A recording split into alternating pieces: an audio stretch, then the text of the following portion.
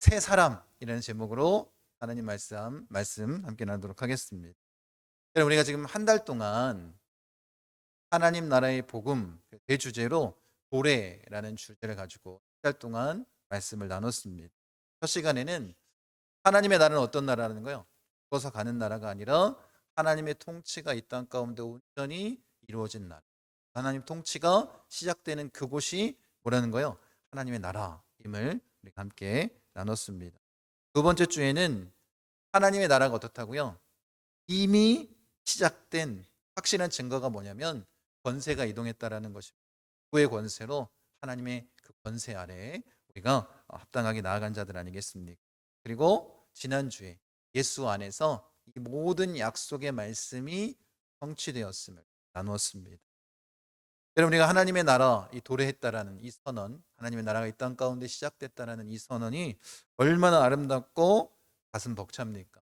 그런데 문제는 뭐냐면 우리가 이 약속의 말씀을 믿고 의지하고 나아가지만 교회 안에서 이 말씀을 듣고 함께 교제하고 그럴 때는 가슴이 벅차오르지만 정말 이 교회 밖으로 나가 세상으로 나아갈 때 우리에게 문득 이런 질문이 스쳐갑니다. 어떤 거냐면 이런 거예요.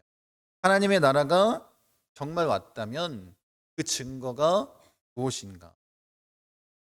나는 정말 하나님의 나라가 왔다라고 생각하고 있지만 그렇게 내게 임했다라고 생각하지만 왜 나는 이전과 똑같이 변함없이 그렇게 살아가고 있는가? 이런 질문이 우리에게 있을 때가 있습니다. 여러분, 우리가 정말 예수님처럼 살아가고자 노력했지만 실패했을 때가 참 많았던 것 같습니다. 여러분, 새해가 되면 어때요? 다짐하고 기도하지만 그것이 뜻대로 되지 않을 때가 있고 기도원에 갔다 와서 은혜 받고 그렇게 살려고 하지만 그렇지 못할 때가 있습니다. 또 우리도 연말과 연초에 함께 금식하면서 기도하지 않았습니까? 한 달 정도 지났는데 그때 금식하며 기도했던 그 모습들을 내가 지키고 있는 한번 돌아보십시오. 그러면 항상 그런 어려움이 있는 건 아니겠습니까? 나는 원래 그런 사람이야. 내 성격은 안 바뀌어. 내 상처는 절대로 치유되지 않아. 이런 생각이 들지 않겠습니까? 이런 자조적인 그런 목소리가 내 마음 가운데 울려 퍼질 때 진짜 하나님의 나라가 임했는가? 이런 의문이 우리에게 드는 건 아니겠습니까? 여러분, 하나님을 믿지만 여전히 똑같은 죄에 넘어지고 있고 여전히 똑같은 일에 화를 내고 있고 분노하고 있고 또 여전히 똑같이 가족들에게 쳐주는 그 말들을 우리 교우들에게 그런 일들을 행하는 건 아니겠습니까? 그러면서 무슨 생각한다고요? 사람은 절대로 바뀌지 않아. 이런 착각을 갖는 거 아니겠습니까? 여러분, 어쩌면 하나님 나라가 우리 안에 임한 그 증거를 우리에게 보여주십시오 라는 이 질문에 하나님께서 분명하게 대답하시는 것은 다른 것이 아닙니다. 하나님의 나라가 임했다라는 그 증거는 뭐냐면 우리가 교회에서 열심히 봉사하거나 또 직분을 받거나 감정적으로 느낌적으로 하나님이 나에게 베풀어 주신 그 은혜를 누리며 나아가는 것. 이것에 있다라고 말씀하시는 것이 아니라 오늘 본문은 분명하게 그 하나님의 나라 그 증거, 우리에게 임한 증거를 뭐라고 말씀하시냐면 우리가 새로운 피조물, 새 사람이 되었다라고 선언하신다라는 것입니다. 그럼 하나님의 나라가 임하면 어떻게 된다라는 거예요?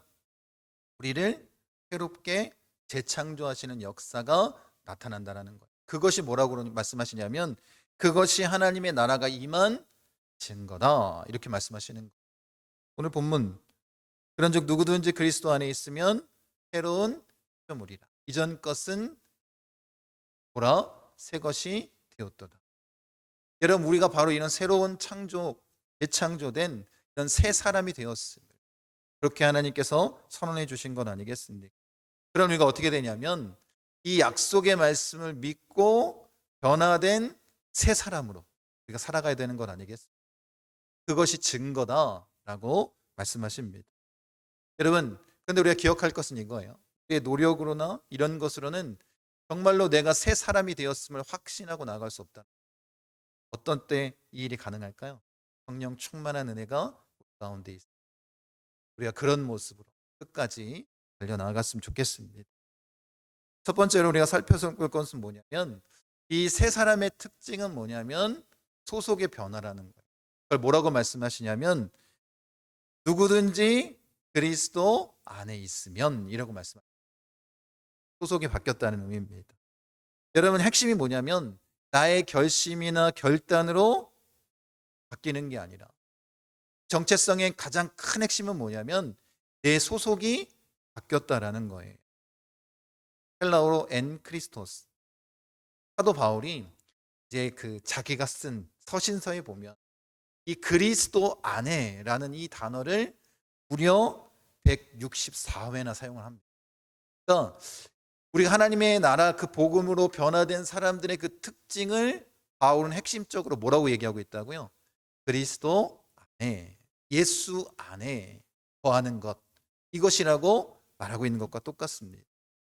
여러분 그 헬라어로 이 그리스도 안에 할 때 이 전치사 n이라는 단어는 그냥 단순히 소속감을 나타내는 단어가 아닙니다. 장소적인 개념과 그 다음에 생명적인 개념을 담고 있는 거예요. 쉽게 이야기하자면 이겁니다. 물고기는 어딜 떠나서는 살 수 없어요. 물을 떠서는 살 수 없어요.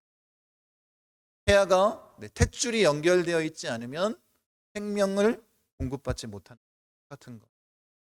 그러니까 여기서 말하고 있는 것은 다른 것이 아니라 우리가 어디에 속해 있다라는 거예요. 예수, 그것은 생명적인 연합이라는 거예요. 예수 그리스도를 떠나서는 그리스도인은 뭐 할 수 없다고요? 살아갈 수 없는 존재. 이걸 우리에게 나타내 주시는 것입니다. 여러분 그러니까 우리가 착각하는 것 중에 하나가 이거예요. 그리스도인들은 예수님이 가르쳐 주신 그 교훈을 지키는, 그래서 어떻게 해요? 착하게 살아가려고 노력하는 그런 종교라고 생각한다라는. 여러분 이건 뭘까요? 이거는 윤리입니다. 모든 이 세상의 종교들이 생각하고 있는 거예요. 그런데 기독교는 뭐예요? 윤리가 아니라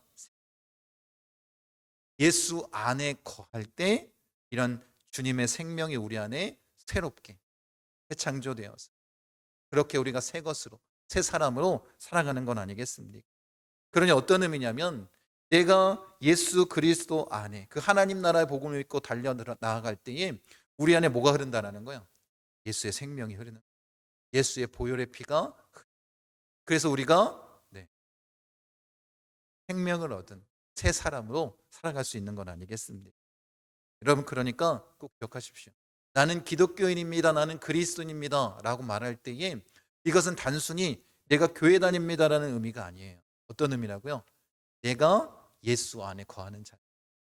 예수를 떠나서는 살 수 없는 존재. 이런 고백이라는 것입니다. 이런 그런 믿음의 고백을 행하는 자가 되길 원합니다. 그래서 예수님께서 요한복음 15장에 포도나무와 가지에 대해서 비유하신 것 아니겠습니까? 여러분 중요한 건 뭐냐면 우리가 어디에 붙어 있으라는 거예요? 그 예수님께 붙어 있는 가지가 되라라는 거예요. 붙어 있기만 된다, 붙어 있으면 된다라고 말씀하신 거예요. 우리가 뭔가 열매를 맺기 위해서 자양분을 막 끌어올려 가지고 노력해 가지고 쥐어짜듯이 그런 삶을 살라고 얘기하신 것이 아니라 예수님 뭐라고 말씀하셨다고요? 너희는 붙어 있기만 하면 된다. 그러면 그 열매를 누가 맺게 하시는 거예요? 주님이 맺게 하시는 거예요. 그런 은혜를 우리가 누리며 나아가기를 원합니다. 저절로 열매 맺는 누가 함께 할 때, 우리가 예수 그리스도 안에 거할 때 이런 은혜를 누리는 자가 되길 원합니다. 여러분 그러니까 중요한 건 뭐냐면 여러분 우리가 여태까지 신앙생활을 어떤 식으로 했냐면 존재의 위치는 그냥 둔 채, 그러니까 우리의 소속은 그냥 둔 채 뭐만 바꾸려고 했냐면 우리의 행동만 바꾸려고 했다는 거예요. 이 의미를 잘 생각해 봤으면 좋겠습니다. 여러분 늘 우리가 살아가면서 우리가 여전히 살고 있는 우리가 뿌리 내린 그 토양은 어디냐면 이 세상이고 자기를 사랑하는 자기 중심적인 그런 신앙의 모습인. 그러면서 뭐만 바꾸려고 한 거예요? 행동만 바꾸려고 한 겁니다.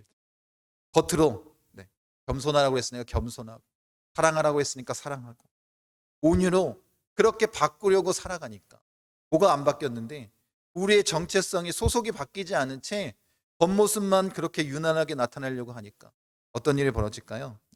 거기서 위선이 그리고 탈진이 찾아오는 건 아니겠습니까? 신앙생활하는 게 어렵다.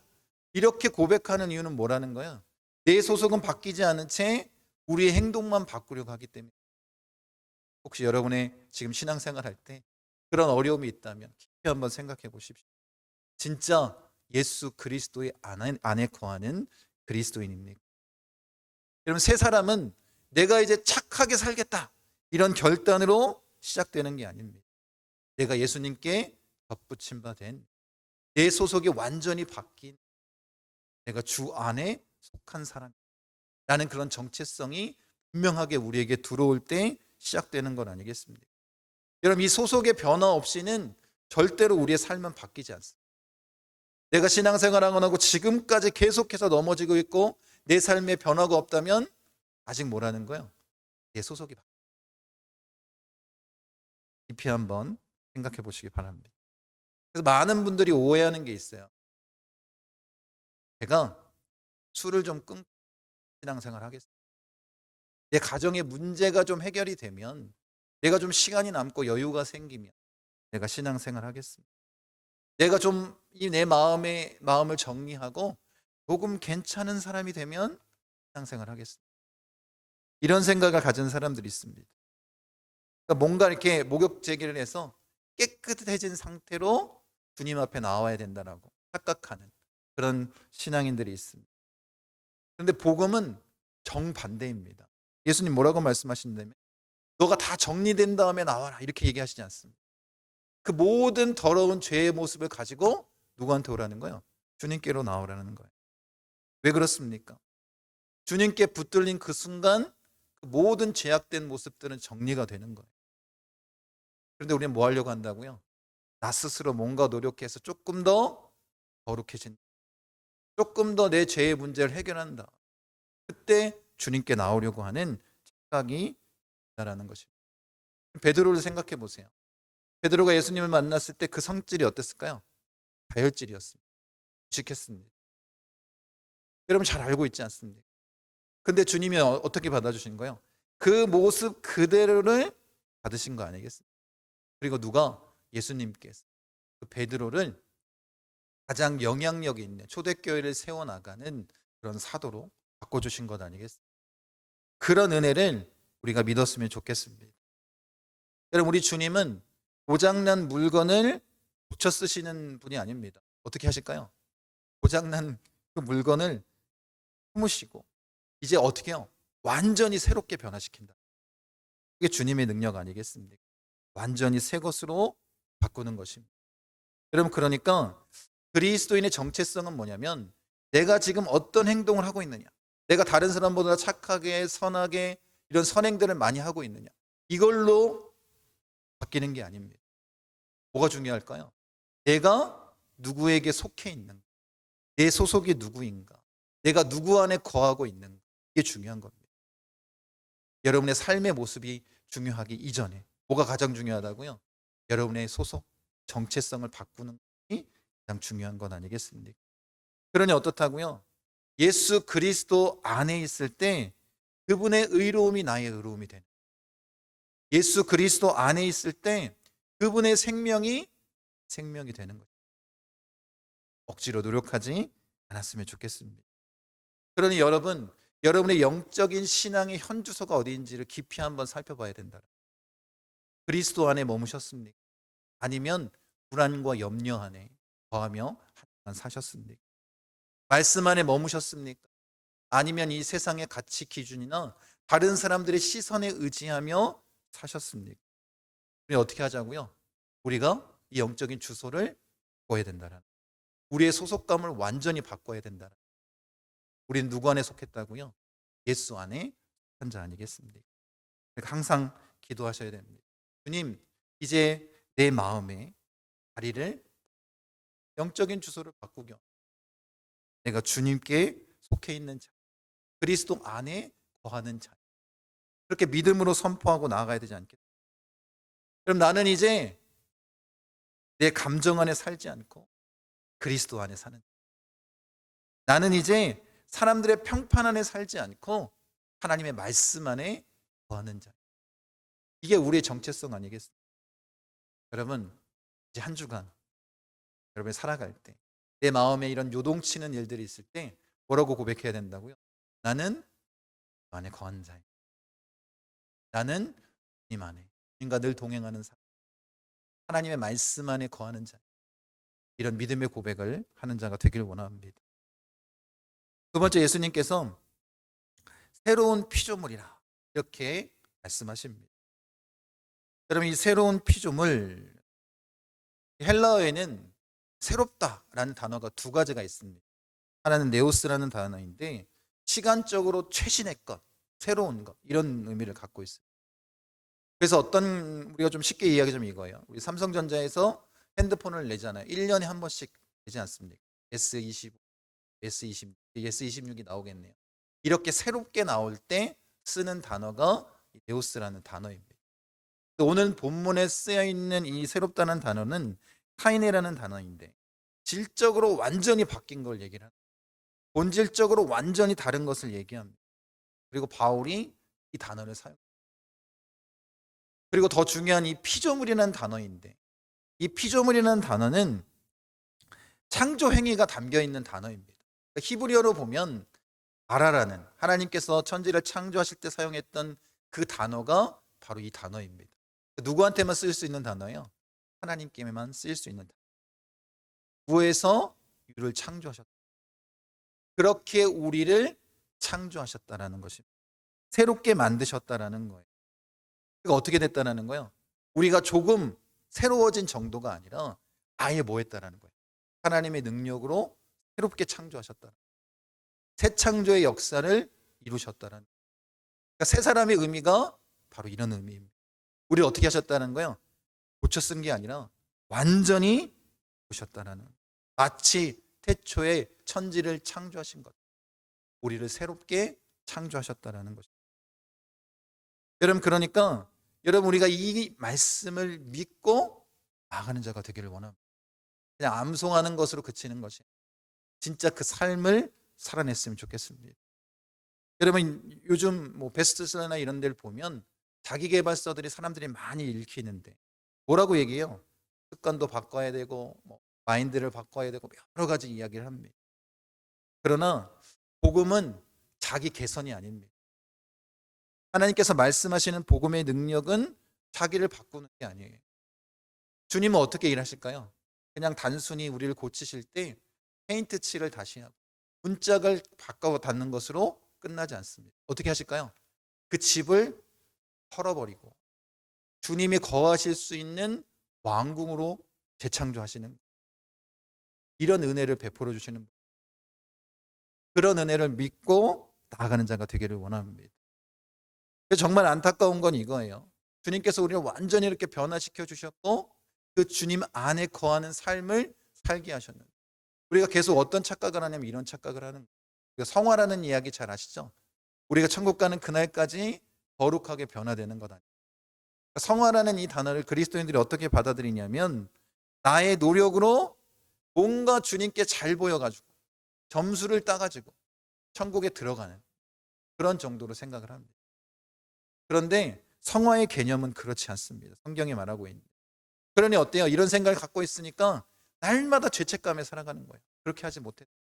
주님이 기뻐하시겠냐고. 여러분, 성화의 의미는 뭐냐면 이미 주님이 어떻게 하셨다는 거예요? 새 창조하셨죠. 우리의 신분이 바뀌었음을 믿는 거예요. 그럼 어떻게 될까요? 신분이 바뀌었습니다. 그에 합당한 모습으로 살아가는 것이 바로 성화입니다. 여러분이 뭔가 노력을 해서 바꿀 수 있는 게 아니에요. 이미 누가 바꿔주셨다고요? 주님이 바꿔주신 거예요. 그걸 믿고 나가는 것, 그것이 성화 아니겠습니까? 그것을 누리는 과정이 성화입니다. 이 비유가 맞을지 모르겠지만 애벌레가 뭐가 된 거예요? 나비가 됐다고 한번 생각해 보세요. 애벌레일 때는 뭘 먹어요? 나뭇잎 갉아먹지 않습니다. 나비가 되면 뭘 먹어요? 꿀을 먹지 않습니다. 근데 이 나비가 나뭇잎을 갉아먹는다고 한번 생각해 보십시오. 있을 수 있는 일? 그렇지 않습니다. 완전히 뭐가 바뀐 거예요? 그 DNA가 바뀐 거 아니겠어요? 우리도 마찬가지예요. 예수 안에 거할 때 모든 것이 다 바뀐 거 아니겠어요?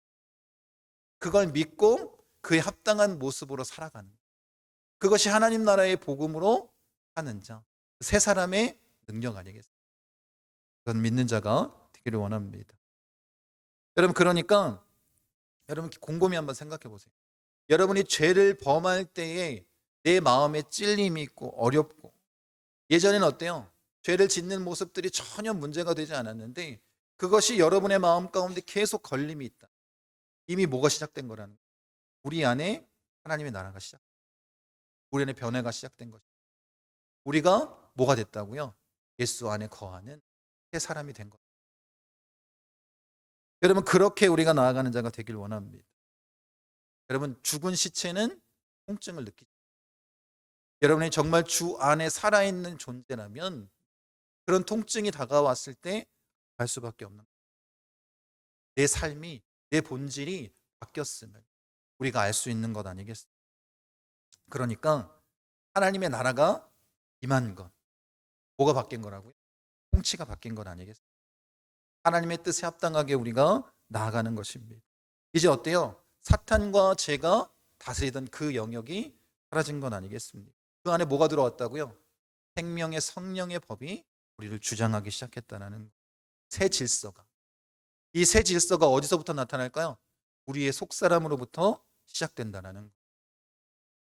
그러니 누구보다도 누가 잘할 수 있다고요? 내가 잘할 수 있다. 하나님의 나라가 임한 증거가 어디에 있을까요?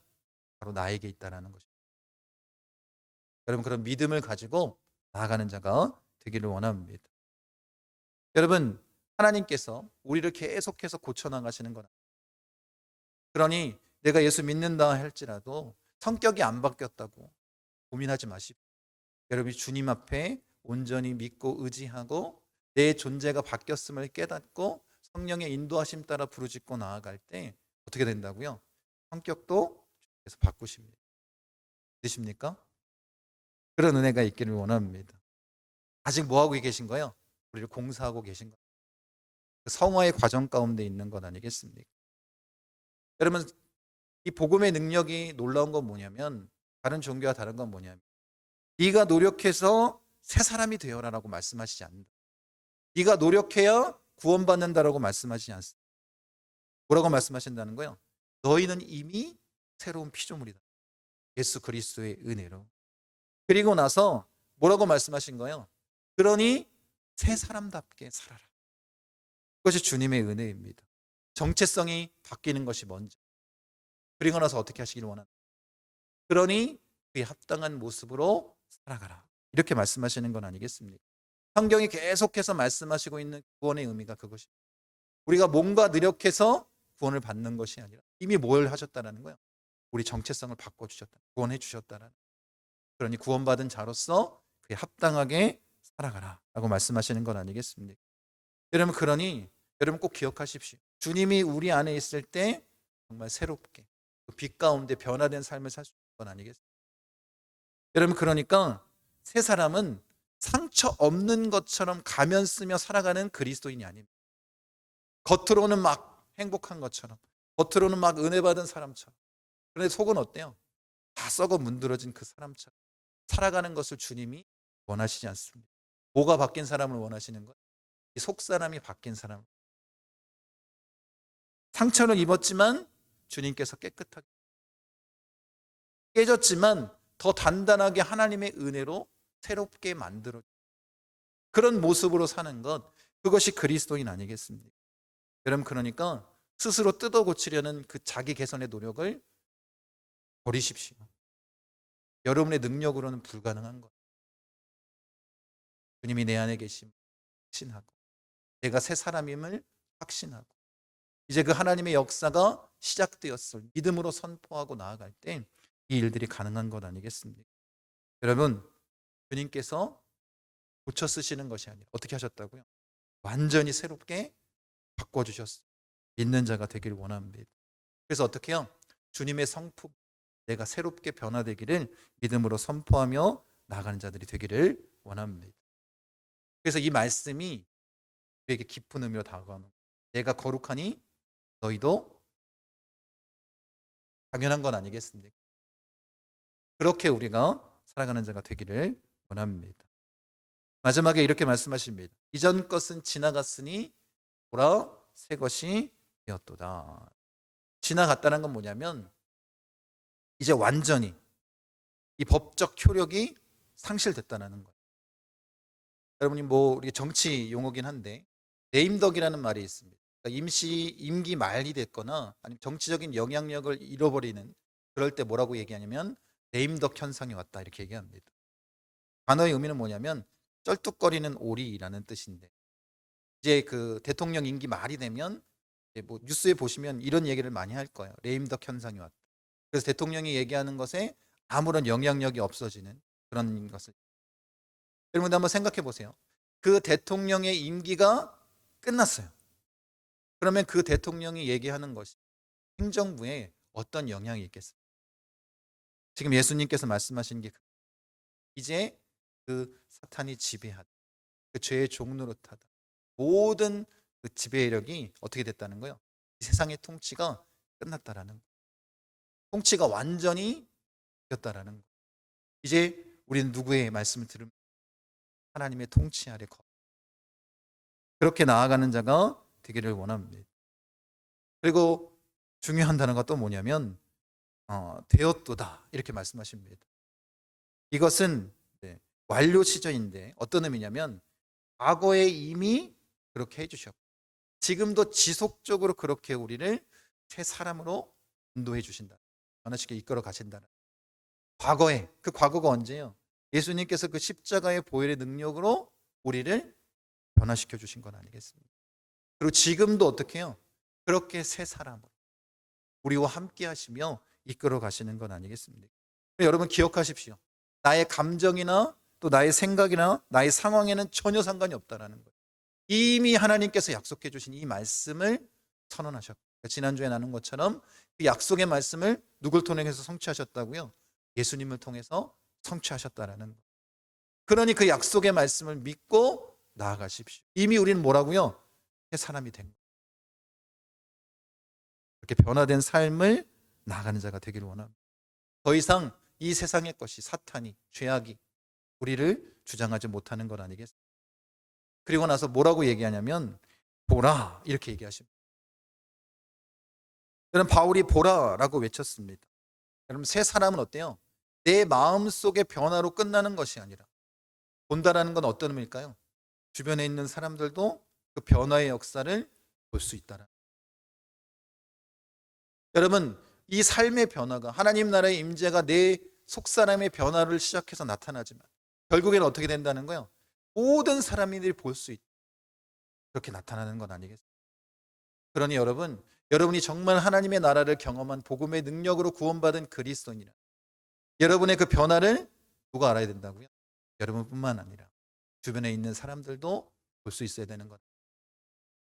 그러니 그리스도인으로서 가장 큰 칭찬은 뭐냐면 주변에 있는 사람들이 얘기하는 거예요. 저 사람은 진짜 그리스도인인 것 같아. 저렇게 신앙생활 해야지. 그런 칭찬을 듣는 그것이 가장 큰 하나님께서 우리에게 베풀어 주시는 은혜 아니겠습니까? 하나님께 영광 돌리는 일 아니겠습니까? 여러분 그러니까 여러분의 삶에 변화가 나타나도록 나가는 자가 됐으면 좋겠습니다. 제가 여러 번 반복하면서 얘기했지만 여러분 뭐가 바뀌어야 될까요? 말이 바뀌어야 됩니다. 그렇게 다른 사람들 비난하는 뭐 그런 말이 아니라 죽이는 말이 아니라 살리는 말로 바뀌어야 되지 않겠습니까? 관계가 바뀌어야 되지 않겠습니까? 그래서 어떻게 해요? 네. 이제 다른 사람 앞에 지배하고 막 다스리려고 했던 그 예수님의 마음으로 섬기려고 하는 그 관계로 바뀌어야 되지 않겠습니까? 또 여러분의 돈과 시간, 그 씀씀이가 바뀌어야 되지. 나를 위해서, 이 세상적인 쾌락을 위해서 사용하던 그것들 누구를 위해서? 누구를 위해서? 주님이 사랑하는 그런 믿음의 권속들을 위해서 사용할 수 있는 자가 되기를 원합니다. 여러분, 이런 은혜는 내가 완벽해졌다라는 그런 의미가 아닙니다. 어때요? 오뚜기처럼 넘어졌다가 다시 일어날 수 있는. 주님이 내 안에 있으면 내가 그렇게 실수할 수 있는 거 아니겠습니까? 죄를 범할 수 있는 건 아니겠습니까? 그런데 어때요? 그것이 죄인지를 금방 깨닫고 다시 주님께로 돌아오는 이런 은혜가 우리 가운데 있게 그렇게 주님 앞에 서 나가는 자가 되기를 원합니다. 그럴 때 어떻다고요? 죄를 지어도 예전처럼 편치가 않은 거예요. 그렇게 주님 앞에 온전히 돌아와 주님을 온전히 만날 수 있는 자가 되기를 원합니다. C.S. 루이스가 순전한 기독교에서 이렇게 얘기합니다. 그리스도인이 된다는 것은 단순히 훈련이나 교육으로 되는 것이 아니다. 그것은 마치 장난감 병정이 진짜 살아있는 사람이 되는 것이 우리의 힘으로 할 수 없는 거 아니겠어요? 오직 창조주의 능력으로만 가능한 것이죠. 그래서 그리스도께서 우리 안에 들어오시면 우리는 예전의 다와 여전히 다른, 완전히 다른 새로운 생명체가 되는, 그 생명체를 뭐라고 정의하고 있냐면 우리는 작은 그리스도다 이렇게 얘기합니다. 작은 예수가 되는 건 아니겠어요? 그렇게 다른 사람들에게 보여주셨으면 좋겠습니다. 여러분, 그러니까 진짜 내가 하나님의 복음으로 살아가는 자라. 여러분이 계속해서 여러분의 상태를 체크해야 됩니다. 말에 대해서 체크하셔야 되고 시간에 대해서도 마찬가지입니다. 정말 그 첫 시간, 남은 시간을 하나님께 돌리는 게 아니라 그 처음을 하나님께 드리고 있는 게 중요한 거 아니겠어요? 그리고 여러분의 관계도 내가 먼저 자존심을 내려놓고 다른 사람에게 화해하고 다가갈 수 있는 그런 자들이 되기를 원합니다. 먼저 용서하고 손 내밀기를 원합니다. 유혹도 마찬가지입니다. 나를 계속해서 넘어뜨렸던 그 죄의 통로들, 그것들 과감하게 끊어내십시오. 핸드폰이 아니면 다른 그런 여러분이 보고 있는 유튜브라든지 이런 숏폼이라든지 이런 것들이 여러분의 마음을 힘들게 한다면 어떻게 하라고요? 끊어내면 되는 거 아니에요. 보지 마십시오. 결단하십시오. 그리고 여러분의 정체성, 불안감이 몰려올 때 여러분 고백하십시오. 나는 어디에나 있다고요? 나는 주 안에 거하는 자, 예수 안에 속한 자. 그렇게 고백하는 자가 되기를 원합니다. 여러분, 우리가 아무리 이렇게 얘기를 듣고 하나님 나라의 복음으로 변화됐다 할지라도 세상에 나가면 어때요? 계속해서 넘어지고 있고 잦는 것 같고 내가 작아지는 것 같은 그런 마음이 들 수 있습니다. 그런데 여러분, 속지 마십시오. 여러분의 감정이나 상황에 넘어지지 마십시오. 이 약속의 말씀은 누가 하신 거예요? 하나님께서 이미 이루어 주신 거예요. 약속의 말씀을 믿는 자가 되기를 원합니다. 여러분에게 뭘 주셨다고요? 천국 시민권을 주신 거예요. 너는 그리스도 안에서 재창조된 새 사람이다. 믿으십니까? 새로운 피조물이. 이 약속의 말씀을 믿고 나아가길 원합니다. 그러니까 하나님의 나라가 도래했다는 증거가 뭐라는 거예요? 뭔가 특별한 기적이 나타났다는 게 아니에요. 그 증거가 뭐라고요? 내 안에서 시작된 변화 아니겠습니까? 여러분이 그 증거라는 거예요. 예수 믿는 여러분이 하나님의 나라가 임했다라는 증거입니다. 여러분, 그에 합당한 삶을 살아가는 자가 되기를 원합니다. 그럴 때 우리의 삶의 모습을 통해 모든 사람들이 뭐 할 수 있다고요? 하나님의 나라를 볼 수 있는 거예요. 예수님을 바라볼 수 있는 거 아니겠습니까? 그런 은혜를 누렸으면 좋겠어요. 하나님의 나라가 어디 있다고요? 여러분이 그 증거 아니겠습니까? 그러니 내 안에 있는 하나님의 놀라운 역사와 은혜를 나타내는 자가 되기를 원합니다. 그렇게 주님께서 여러분들을 새롭게 빚어나가고 계십니다. 하나님 나라의 복음으로 새 사람으로 예수 안에 거하는 목구순복음 중학교 성도를 간절히 원합니다.